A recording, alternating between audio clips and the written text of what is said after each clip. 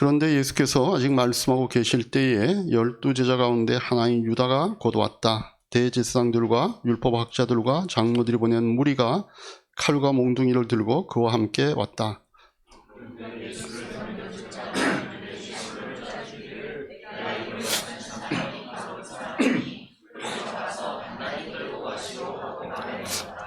유다가 와서 예수께로 곧 다가가서 랍비님 하고 말하고서 입을 맞추었다. 그런데 곁에 서 있던 이들 가운데서 어느 한 사람이 칼을 빼어 대제사장의 종을 내리쳐서 그 귀를 잘라버렸다. 예수께서 그들에게 말씀하셨다. 너희는 강도의 아저씨 칼과 몽둥이를 들고 나를 잡으라. 내가 날마다 성전에 너희와 함께 있으면서 가르치고 있었건만 너희는 잡지 않았다. 그러나 이것은 성경 말씀을 이루려는 것이다. 제자들은 모두 예수를 버리고 달아났다. 오늘 말씀 나누기 전에 우리 자녀들을 위해서 함께 축복하는 올리브 브레싱 시간 갖도록 하겠습니다. 오늘 특별히 우리 잠언에 있는 말씀으로 우리 자녀들을 축복합니다. 하나님 아버지, 저희 교회에 우리 아이니와 성재, 지원이와 수원이, 수연이, 호원이와 기원이, 승연이와 윤이와 윤선이를 선물로 주심을 감사합니다. 하나님 아버지, 우리 자녀들이 자라날 때에 그들의 삶 가운데 인자와 진리를 저버리지 말고 그것을 늘 목에 걸고 다니며 마음속에 깊이 새기는 우리 자녀들 되게 하여 주시옵소서. 그러할 때 하나님과 사람 앞에서 그들이 은혜를 입고 귀중히 여김을 받는다. 우리에게 말씀으로 약속하셨사오니 우리 자녀들의 삶 가운데 그와 같은 하나님의 약속이 이루어지는 것들을 경험하는 우리의 귀한 자녀에게 축복하여 주시옵소서. 예수님의 이름으로 기도하옵나이다. 아멘. 우리 자녀들은 자체 모임 위에서 이동하시면 되겠습니다.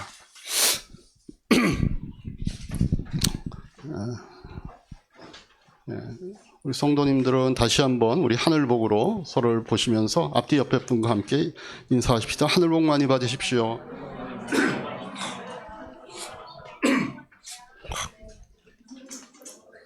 네. 어느덧 가을이 깊어진 것 같습니다. 그죠? 어떤 우리 성도님하고 이렇게 차를 타가며 얘기하는데 지난주에 얘기했을 때는 우리 동네는 단풍이 들었는데 왜 이 동백은 아직 단풍이 안 들었죠? 이렇게 얘기했었는데 이번 주 어제 우리가 같이 또 차를 타고 가면서 우리 동네도 이제 단풍이 다 들었습니다. 이렇게 얘기를 할 만큼 이제 우리 주변 곳곳을 보는 곳에 단풍이 아름답게 들어온 것 같습니다. 올해는 가을이 그렇게 길지 않은 것 같아요. 그죠? 한창 더웠다가 갑자기 추워지고 오늘도 이제 날씨가 많이 쌀쌀해졌는데 갑자기 날씨가 변하면 특징이 있습니다. 아세요? 갑자기 날씨가 변할 때는 카페에 사람이 별로 손님이 줄어듭니다. 갑작스럽게. 근데 이제 그 날씨가 계속 이어져 가면 그때 또 이제 손님들이 카페에 오는 거를 우리가 알 수 있죠. 그래서 날씨가 좋다고 좋아할 것만도 아니고 또 날씨가 나쁘다고 좋아할 것만도 아닌 게 이렇게 사람들의 마음이 왔다 갔다 하는 걸 우리가 볼 수 있습니다. 그래서 여러분들이 날씨가 변할 때 그때 더 주변에 있는 카페도 가보시고 광고 아닌 광고. 자, 우리가 이 세상을 살다 보면요 마음 아픈 일들을 당하기 마련입니다. 특별히 우리의 마음을 아프게 하는 것 중에 아마 이 배신과 모함이 아마 큰 비중을 차지하지 않나 이런 생각이 듭니다. 우리가 좀 믿었던 사람에게 배신당할 때, 또 우리가 이유 없이 남에게 모함을 당해서 고생을 할 때 우리의 마음이 많이 아프죠. 아마 여기 계신 분들도 지금까지 살아오시면서 한두 번 정도는 이런 배신의 아픔을 맛보셨을 줄로 압니다. 또 이유 없는 모함도 아마 받아보셨을 거라고 생각을 합니다. 어쩌면은 여러분들 가운데서는 아직도 그 배신의 상처에서 못 벗어나서 아픈 마음을 갖고 이 자리에 계신 분도 있을 수도 있을 겁니다. 또 어떤 분들은 지금 누군가가 자신에 대해서 없는 말들을 지어내서 그 모함을 받는 가운데 또 마음고생을 하고 있는 분도 아마 계실 수 있다 이런 생각을 합니다. 그런데 사실은요 우리가 받는 이런 배신 또 이런 모함 같은 거, 오늘 우리가 이제 나눌 예수님이 경험하셨던 배신이나 그 예수님이 받으신 모함에 비하면 사실은 아무것도 아닌 걸로 우리가 생각할 수 있습니다. 오늘은 그래서 우리가 이 예수님이 겪으셨던 이 배신과 받으셨던 그 모함에 대해서 같이 생각함으로써 참 예수님이 받으신 그 배신과 모함에 비하면 내 거는 좀 아무것도 아니구나 라고 하는 데서부터 오는 그런 위로와 또 어떤 격려를 받는 시간이 되면 좋겠습니다. 한 걸음 더 나아가서 그럼 우리가 남에게 배신당하고 모함을 받을 때 내가 어떻게 처신하면 좋겠는가 하는 문제도 우리 같이 좀 나누려고 하는데, 일단 오늘은 그러면 예수님이 받으신 그 모함과 배신에 대해서 좀 나누고, 그리고 우리가 다음 주에 이어서 그러면 그럴 때 내가 그런 상황에 처했을 때 어떻게 처신할 것인가에 대해서 말씀을 좀 나누도록 그렇게 하겠습니다.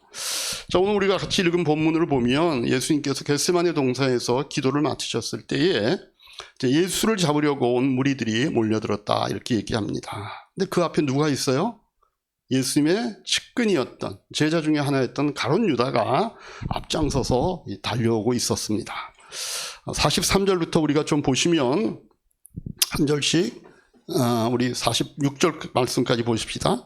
그런데 예수께서 아직 말씀하고 계실 때에 12제자 가운데 하나인 유다가 곧 왔다. 대제사장들과 율법 학자들과 장로들이 보낸 무리가 칼과 몽둥이를 들고 그와 함께 왔다.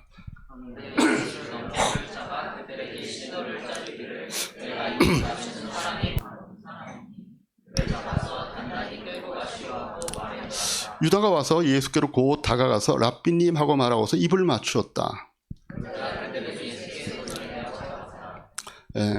그러니까 근데 그때 이제 예수님의 제자 중에 한 사람이었던 어떤 사람이 예수님을 보호한답시고 일을 저지릅니다.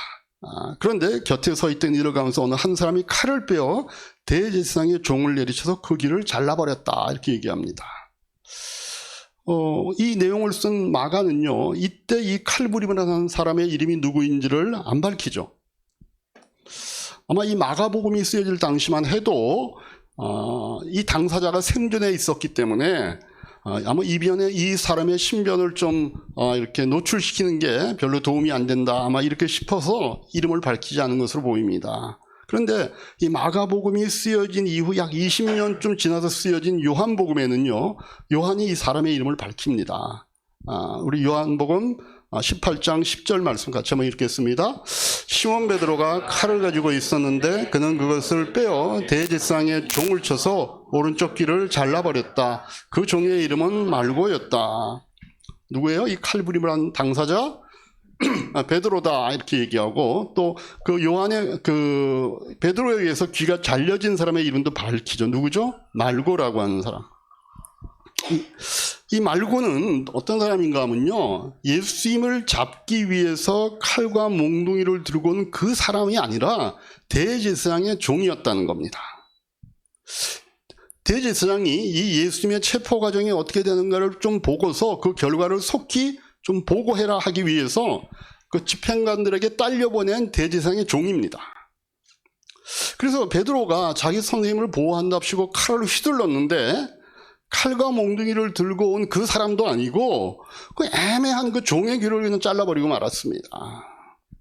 우리가 가끔요, 이렇게 주님을 위해서 또 하나님을 위해서 이렇게 혈기를 부릴 경우에 뭐 이렇게 항상 좀 우스운 모습으로 끝날 때가 있습니다. 그래서 우리가 이 하나님을 한답시고 혈기를 내거나 특별히 악역을 맡는 것들은 여러분이 안 하시는 게 좋습니다. 자, 48절 예수께서 그에게 말씀하셨다. 너희는 강도에게 하듯이 칼과 몽둥이를 들고 나를 잡으러 왔느냐. 그럼 이때 예수님 기분이 어떠셨을 것 같습니까? 가룟 유다가 와서 이렇게 허그하면서 그리고 예수님께 뽀뽀했어요. 여러분, 가룟 유다 어떤 사람입니까? 3년 동안 예수님과 같이 동거한 사람입니다. 그냥 먹고 자는 것만 했을 뿐 아니라 하나님 나라라고 하는 고귀한 목적을 놓고 같이 동역했던 분이십니다. 아마 그런 가룟 유다를 예수님은 신임을 하셨던 것 같아요. 아니면 신임함으로써 이 사람의 마음을 좀 바꿔보려고 하셨던 것 같습니다. 그런 기회를 여러 차례 우리가 성경을 통해서 예수님께서 유다에게 주시는 장면들을 볼 수 있습니다. 근데 가룟 유다가 어떤 일을 했어요? 어떤 단체든지요, 이 돈주머니 쥐고 있는 사람이 꽤 높은 사람 아닙니까? 근데 이 가룟 유다가 이 예수님의 제자단의 재정 담당이었습니다. 굉장히 나름대로 예수님이 그 사람을 신임한 겁니다. 그런 신임을 하게 하고 예수님께서 끊임없이 이분에게 돌이킬 수 있는 기회들을 주신 것 같아요. 근데 바로 이랬던 사람이 그 당시에 노예 한 사람의 값에 지나지 않는 은 30냥 때문에 자신을 배신하고 체포할 이런 사람들 데려와서 미소를 띄우면서 랍비님, 선생님 하면서 허구하고 입을 맞췄을 때 예수님 기분이 어떠셨을까? 여러분 같으면 어떻게 하셨을 것 같아요? 자, 그래서요, 우리가요, 아무리 배신의 아픔을 맛보았다 할지라도 예수님의 아픔은 쫓아가지 못할 거라고 생각합니다. 예수님처럼 그렇게 3년을 같이 생활한 사람에게 배신당하는 경우 그렇게 많지 않습니다. 더군다나 어떤 고귀한 목표를 놓고 같이 열심히 동역하던 이런 사람에게 배신당하는 경우 그렇게 많지 않습니다. 더군다나 몇 푼 되지 않는 돈 때문에 배신당하는 경우도 그렇게 흔치 않습니다. 또 그 배신의 결과가 자신의 목숨을 잃을 정도로까지 배신당하는 경우는 거의 없습니다.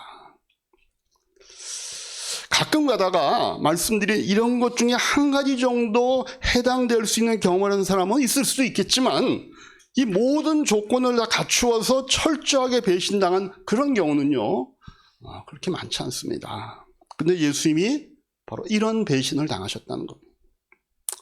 그래서 여러분 배신당해서 좀 마음이 아프신 이런 분들 계시면은요, 그냥 예수님 바라보시기 바랍니다.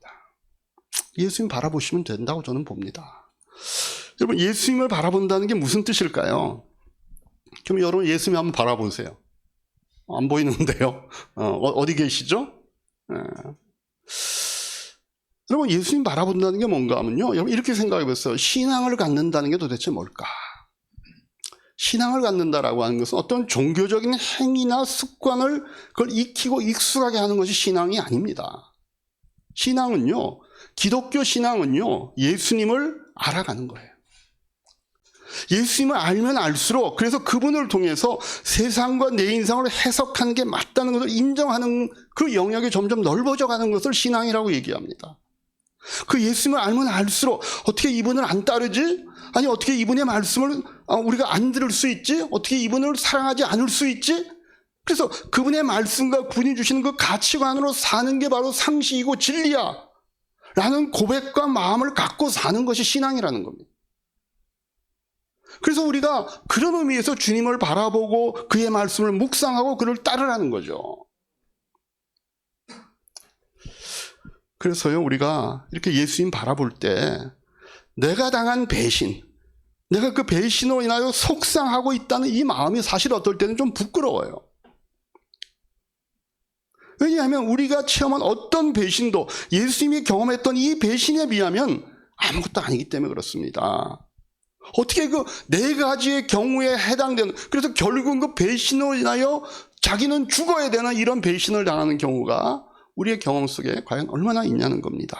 그래서 여러분 배신당의 마음을 아플 때 우리가 예수님 바라보고 그리고 예수님께 하소연하면서 예수님께 위로를 청할 수 있는 분들 되시기를 바랍니다. 예수님께서 이 배신을 맛보셨기 때문에 우리가 느끼는 배신에서 오는 아픔, 그 배신에서 오는 쓰라림을 예수님이 이해하십니다. 그래서 이분만이 여러분들을 위로해 줄 수 있고 이분만이 여러분들의 그 배신의 통증을 제거해 줄 수 있고 여러분을 구원해 줄 수 있는 것입니다. 그래서 히브리서를 쓰신 분이 4장 15, 16절에서 이런 말씀을 하시죠. 대지상의 예수님을 바라보라 그러시면서 뭐라고 같이 한번 읽겠습니다. 우리의 대지상은 우리의 연약함을 동정하지 못하시는 분이 아닙니다. 그는 모든 점에서 우리와 마찬가지로 시험을 받으셨지만 죄는 없으십니다. 그러므로 우리는 담대하게 은혜의 보좌로 나아갑시다. 그리하여 우리가 자비를 받고 은혜를 입어서 제때 주시는 도움을 받도록 합시다. 네. 그래서 배신의 아픔 때문에 내가 이 사람에게 언젠간 내가 복수해야지 이런 생각을 혹시 갖고 계신 분이 계시면은요, 그러지 마시고 예수님 바라보시고 예수님께 하소연하시고, 그냥 사람에게 하소연하는 것이 아니라 예수님께 하소연하시고 예수님께 도움을 청해서 은혜의 보좌 앞으로 나와서 우리를 도우시는 예수님의 은혜를 체험하기를 바라는 것입니다. 자, 예수님께서 이제 그렇게 해서 체포되는 상황에 이제 직면을 하셨습니다. 예수님이 49절 그 상황 속에 이렇게 말씀하시죠. 내가 날마다 성전에 너희와 함께 있으면서 가르치고 있었건만 너희는 잡지 않았다. 그러나 이것은 성경 말씀을 이루려는 것이다. 제자들은 모두 예수를 버리고 달아났다. 그리고 나서 51절에 보면요, 좀 생뚱맞은 대목이 하나 들어와요. 같이 한번 읽을까? 52절까지 시작. 그런데 어떤 젊은이가 맨몸에 호디브를 두르고 예수를 따라가고 있었다. 그들이 그를 잡으려고 하니 그는 호디브를 버리고 맨몸으로 달아났다. 뭔가 쭉 흘러왔던 예수님 체포 장면과 별로 상관없는 얘기가 거기에 두 절이 쏙 들어가 있어요. 네? 그러니까 이게 별로 객관적으로 볼 때는 중요성이 없는 이야기지만 이걸 경험한 당사자에게는 이게 너무 강렬한 인상으로 남아서 쓰지 않을 수는 없었던 아마 그런 대목 같아요. 그래서 성경학자들은요, 요 인물의 주인공이 바로 이 마가복음의 저자인 마가였다라고 생각을 하는 겁니다. 여러분들 성지순례 한번 가보시면 나중에 아시겠지만 예수님이 기도하셨던 그 겟세마네 동산하고 마가의 집이, 우리가 나중에 오순절 다락방이 마가의 다락방이라고 얘기하지 않습니까? 그 마가의 집하고 이렇게 눈으로 보이는 굉장히 가까운 거리에 있습니다. 그 마가는요, 예수님의 12제자 중에 속해지는 않았지만 늘 같이 동행하는 어떤 좀 더 넓은 범위의 예수님의 제자단에 속해 있던 사람이었고, 예수님과 늘 교제했던, 그 교제권에 있었던 청년입니다. 그래서 아마 제자들이 예수님이 체포되신 것을 보고 마가에게 알렸을 거예요. 가까운 거리니까. 그러니까 마가가 아마 저녁이니까 잠자리에 누웠다가 그냥 그 얘기를 듣고 급히 일어나서 속옷도 못 입은 채로 그냥 겉옷만 그냥 걸치고 그냥 뛰어나왔다가 이런 복면을 당한 거예요. 그러니까 자기에게는 굉장히 이게 충격적인 경험이니까 다른 사람은 몰라도 본인은 자기의 이 복음서 쓸 때 여기에 자기 얘기를 살짝 집어넣은 것 같아요. 자, 그래서 이 유단의 배신으로 예수님께 잡혀가지고 이제 재판이 시작된 이 재판이요, 불법 재판이죠. 이스라엘 사람들은요, 그 법에 특별히 사형에 처할 정도로까지의 중범죄 하는 사람은요, 밤에 재판하지 않습니다. 근데 지금 밤에 재판이 열리죠? 또 재판도 정식 공회에서 열린, 그 당시에 이스라엘 사람들의 그 제일 위에 우리 치면은 대법원 같은 데가 그 공회입니다. 그 공회에서 열리는 게 아니라 대제사장의 개인 집에서 열리는 겁니다. 그러니까 마치 오늘날 국회에서 막 날치기로 어떤 안건들을 통과하듯이 사람들이 모여가지고 어떻게 해서든지 그냥 이 사람에게 사형 선고를 해서 죽여보려고 하는 마음에서 이런 불법적인 재판을 막 진행시킵니다. 53절 54절 같이 한번 읽겠습니다. 그들은 예수를 대제사장으로 끌고 갔다. 그러자 대제사장들과 장로들과 율법학자들이 모두 모여들었다.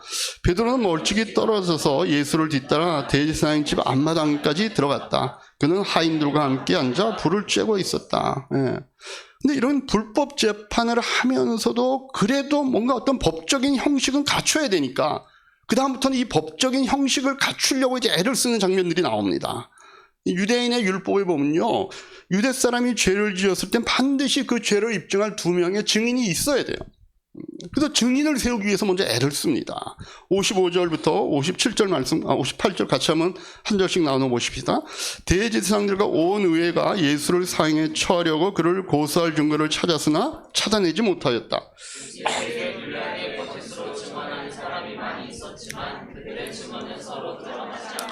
더러는 일어나서 그에게 불리하게 거짓으로 증언하여 말하기를,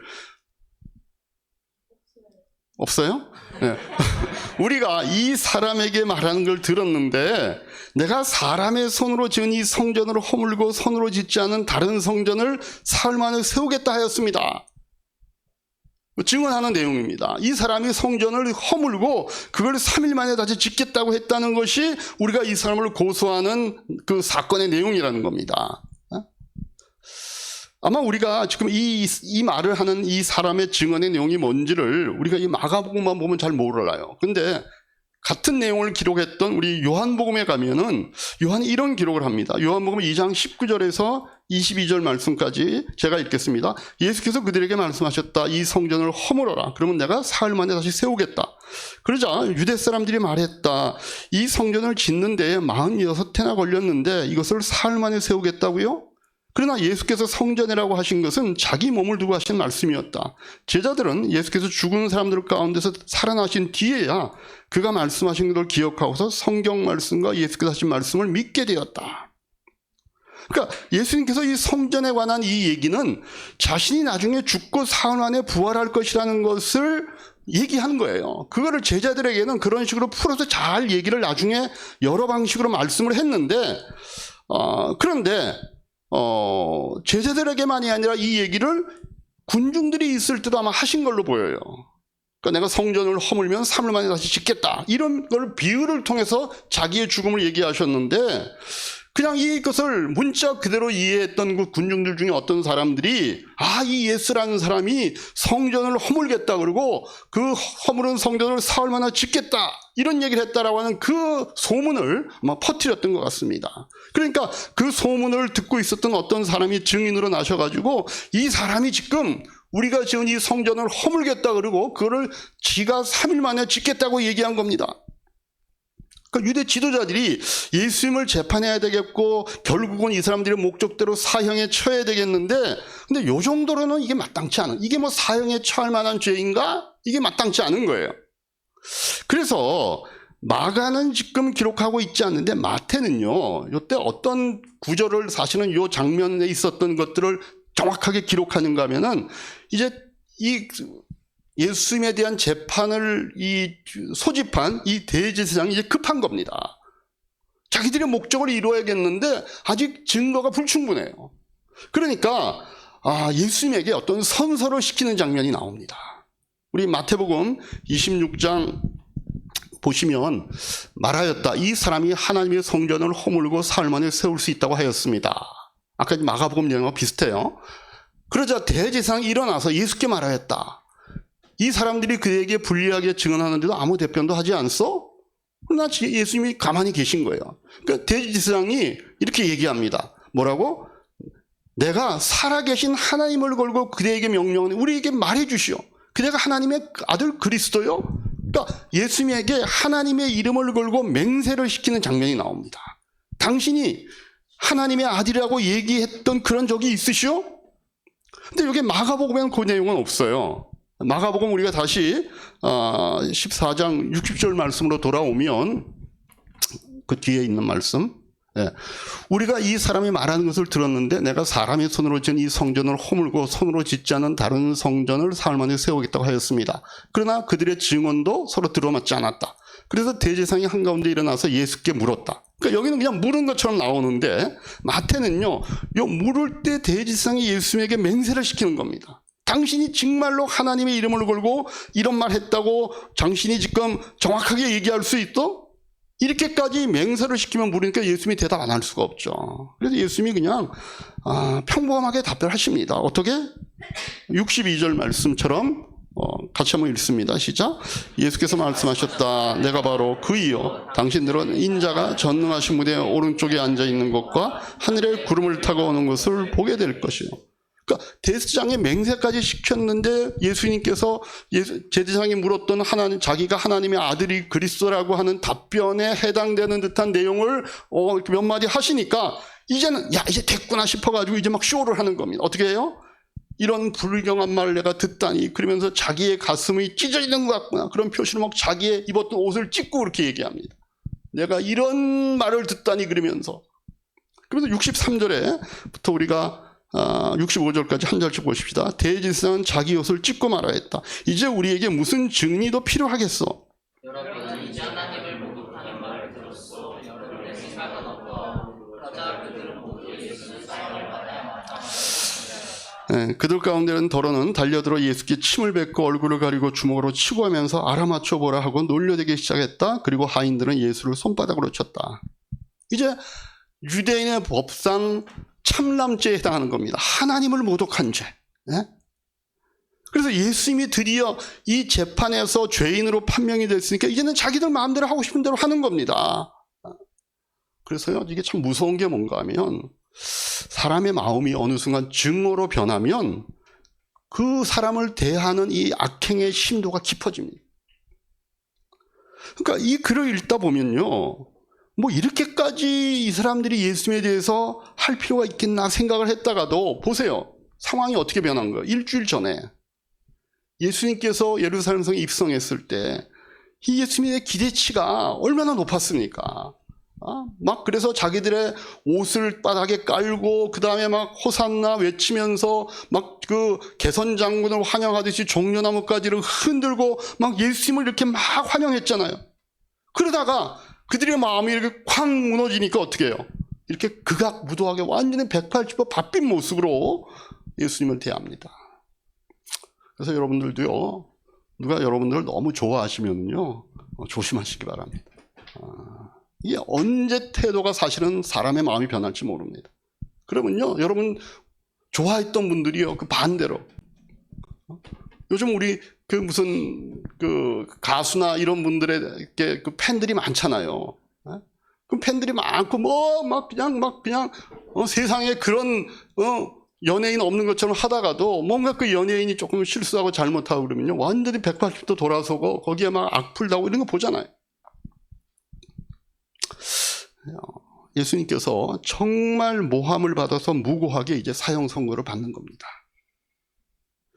근데 우리는 우리 자신이 어떤 상황 속에서 내가 모함을 받는다 이렇게 얘기하지만 사실은 잘 생각해 보면요, 그게 모함보다는요, 사실을 얘기하는 것에 지나지 않을 수도 있습니다. 우리는 뭐 남이 없는 말 지어내가지고 내가 지금 이렇게 좀 억울한 일을 당한다 이렇게 얘기할 수 있지만 이게 잘 생각해보면 없는 말을 지어내는 게 아닐 수도 있습니다. 자기가 못 본 결정과 약점을 주변에 있는 사람들이 보고 그거 얘기하는 것일 수도 있어요. 근데 우리는 그걸 내가 못 본 거니까 그들은 봤는데, 그러니까 우리는 자꾸 억울하다, 모함을 받는다 이런 얘기를 할 때가 있는데, 근데 냉정하게 잘 생각해 보면요, 그 사람들 말이 사실은 사실일 경우도 있습니다. 근데 예수님은 진짜 모함을 받은 거잖아요. 정말 이분은 죄가 없으신 분이잖아요. 특별히 베드로전서 2장 22절에 보면 3년간을 같이 생활했던 베드로가 이런 얘기 하잖아요. 같이 한번 읽겠습니다. 그는 죄를 지으신 일이 없고 그의 입에는 아무런 거짓도 찾아볼 수 없습니다. 뭐 일주일에 한 번 정도 만나는 관계였다든가 뭐 이러면은 이런 말 할 수 없죠. 그런데 3년을 같이 먹고 자면서 동생 이렇게 마치 그 동고동락했던 이런 사람이 예수님에 대해서 이런 소리 하는 거는요, 이거는 진실이 아니고는 불가능한 얘기잖아요. 예수님 정말 죄가 없으신 분인데 모함을 받는 겁니다. 우리가 모함을 받는다 그래도 그 결과로 목숨을 잃어야 되는 이런 중대한 심각한 모함을 받은 적은 사실 없잖아요. 그래서 우리가 그런 생각하고 누군가가 나를 모함하는 것 같고 사람들이 없는 말을 지어서 속상하고 그럴 때 예수님 바라보면요, 그래도 우리가 좀 견딜 수 있어. 예수님 정말 죄가 없으신데 이런 상황에서 이런 고난을 당하셨구나. 그리고 사실은 아까도 얘기했지만 냉정하게 보면 나는 모함받는 게 아닐 수도 있는데, 그죠? 어떤 경우에는 그게 자업자득일 경우가 많거든요. 실제로 잘못해 얻은 것인데 이제야 드러난 것일 수 있습니다. 그 자기는 잊어버린 거예요. 그런데 누군가가 그걸 기억하고 있다가 그걸 이제 얘기해 주는 거일 수도 있거든요. 근데 자기는 억울하고 자기는 그게 뭔가 이게 무슨 일이지? 모함이네? 막 이렇게 생각을 하잖아요. 근데 그때 여러분들 그냥 예수님 바라보시기 바랍니다. 예수님이 어떻게 하셨는지, 예수님이 그런 상황 가운데 어떻게 행동하셨는지, 그리고 진짜 우리가 설사 모함을 받았다 할지라도, 그 모함이 진짜 모함이라 할지라도 예수님이 우리 아픔을 아셔요. 왜요? 죄 없는데 사람들은 죄 있다고 정죄하고 없는 소문 만들어내고 많은 비리를 이렇게 꾸며가지고 내가 이 사람을 어떻게 파괴할까 이렇게 공격할 때 그 심정 어떤지를요, 예수님이 당해보셔서 아는 거예요. 그래서 사람들이 없는 말 지어내기 때문에 마음에 괴로움이 있고 마음에 뭔가 분함이 있을 때 여러분들 예수님 바라보시고 예수님께 하소연하시고 예수님께 도움을 청하시는 분들 되기 바랍니다. 사람이 위로할 수도 해결할 수도 없을 때 유일한 방법이 뭐예요? 그 상황의 진실이 뭔지를 아시고 해결책도 주실 수 있는 분이 예수님밖에 없기 때문에 그렇습니다. 그게 우리가 누군가에게 배신당하고 모함을 받을 때의 기본적인 자세입니다. 이때 우리가 그걸 변명하려고 그러고 뭔가 거기에 대응하려고 하다 보면 일이 더 꼬입니다. 꼬리가 꼬리를 물고 나중에는 왜 그게 일이 이렇게 됐는지 그 주제는 없어지고 서로 말꼬리를 물고 너 나이 몇 살이야부터 시작해가지고 너 뭐 어디 살아 뭐 이거 해결이 안 됩니다. 여러분들이 배신당하고 뭔가 모함당했다 이렇게 생각하면요 묵묵히 여러분들이 그 가슴에 묻으면서 그것을 해결해 줄 수 있는 주님을 바라보며 그 파도가 지나갈 때를 여러분들이 기다릴 수 있는 그런 분들 되시기를 주님의 이름으로 축복합니다. 기도하겠습니다. 들으신 말씀 생각하면서 여러분들이 오늘 하나님이 나에게 오늘 무슨 말씀을 주셨는가, 내가 회개할 것이 있는가, 아니면 내가 하나님 앞에 감사할 것이 있는가, 아니면 내가 한 주간 동안 붙잡고 내가 실행해야 될 부분이 있을까, 성령님이 주시는 음성이 있으면 그걸 여러분들이 주보에 꼭 노트하셔서 한 주간 동안 여러분들이 하나님의 말씀을 붙잡고 살 수 있는 그런 기회가 되시기 바랍니다. 1분 정도 시간을 드립니다.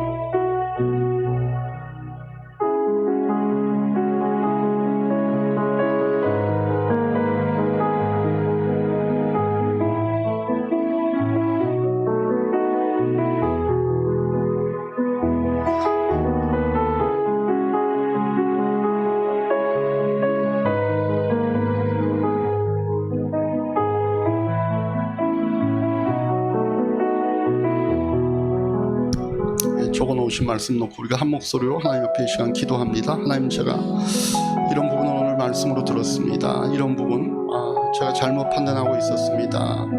해결